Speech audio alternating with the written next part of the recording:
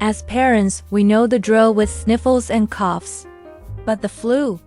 That is a different beast entirely. It hits harder, it hits faster, and unlike a common cold, it can get dangerous fast. The problem is, in the early stages, the flu looks a lot like everything else. But knowing the difference between a waited-out virus and a medical emergency can save your child's life.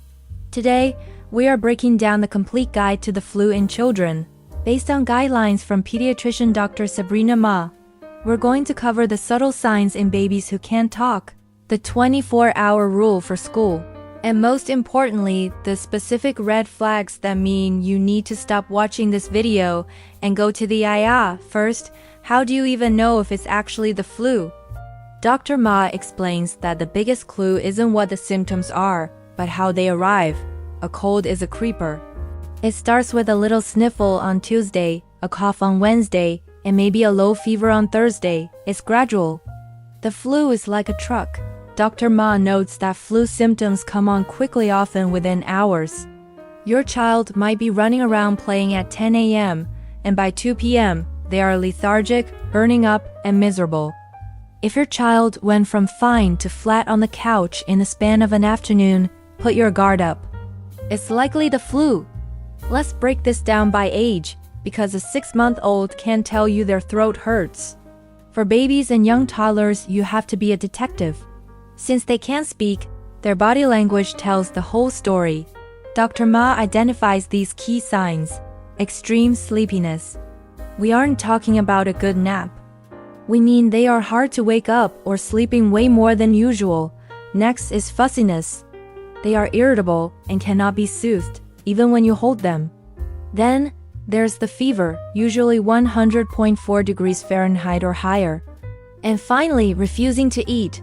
This is a big one. If they stop nursing or taking the bottle, that's a major warning sign. Now, for kids over 2, it's a bit easier because they can talk. But they might not say, "I have the flu." They will likely complain about body aches. They might say their legs hurt or they feel heavy. A headache is very common with the flu, but rare with a cold. They'll also have a dry, hacking cough. This sounds different than a wet, phlegmy cough you get with a cold. And finally, digestive issues. Unlike adults, kids with the flu often get vomiting or diarrhea. So you're in the thick of it.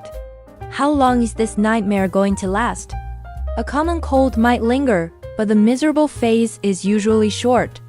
With the flu, Dr. Ma warns that recovery takes longer because the virus puts a much greater strain on the body. You can expect the acute sick phase to last about a week to 10 days. But here is the catch: even after the fever breaks, the fatigue can last for weeks. Your kid might seem better, but get tired very easily. That is normal. This brings us to the million-dollar question for working parents. When can they go back to school or daycare? You cannot just send them back the moment they wake up cool. You need to follow the 24-hour rule. They must be fever-free for a full 24 hours without the help of Tylenol or Motrin. If you give them ibuprofen at 8 a.m. and their fever is down at noon, that does not count. The medication is just masking the fever, and they are still contagious. They need to be fever-free, vomit-free, and diarrhea-free for a full day before rejoining the world. Okay, please pay close attention to this next part. Most kids recover fine. But the flu is not just a bad cold. It is a serious infection that causes thousands of hospitalizations every year. There is a myth that only kids with asthma or chronic health issues get complications. Dr. Ma says that is false. Thousands of perfectly healthy children end up in the hospital every year. So, when do you stop treating this at home and run to the doctor? Look for these emergency signs. First is breathing trouble. Watch their chest without a shirt on. First is breathing trouble. Watch their chest without a shirt on. If you see the skin sucking in between their ribs or at the base of their throat every time they take a breath, that is called retractions. It means they are starving for air. Call 911 or go to the EO immediately. The second sign is dehydration. If there are no wet diapers for 8 hours, or if your older child isn't urinating, they are dehydrated. Also, Look for sunken eyes or, in babies, a sunken soft spot on top of the head. The third sign is mental changes. This sounds scary, but is vital to spot. If your child seems confused, doesn't recognize you, is extremely drowsy, or has muscle twitching, this indicates the virus is affecting their brain function. This is an emergency. And finally, let's talk about the fever specifics.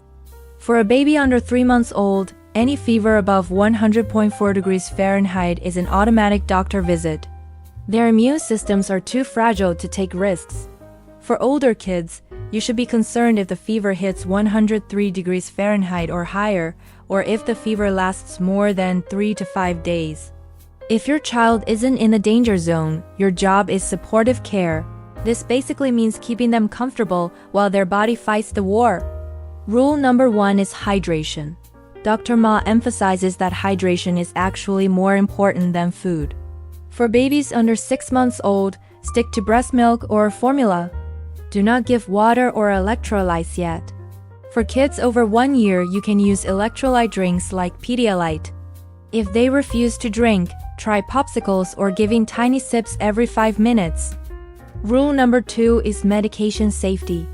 You can use acetaminophen, like Tylenol, for babies.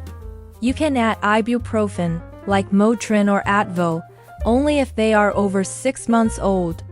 And here is a crucial warning.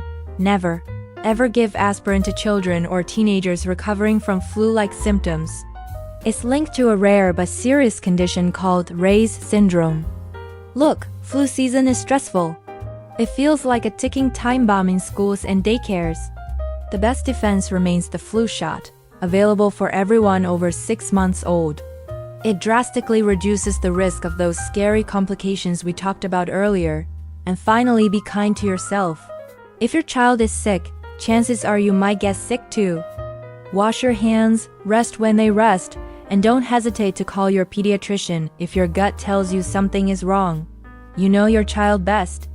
If you are dealing with a high fever right now, I have a video right here on how to safely alternate Tylenol and Motrin to bring that temperature down. Click that for the dosage guide. Stay healthy, and I'll see you in the next video.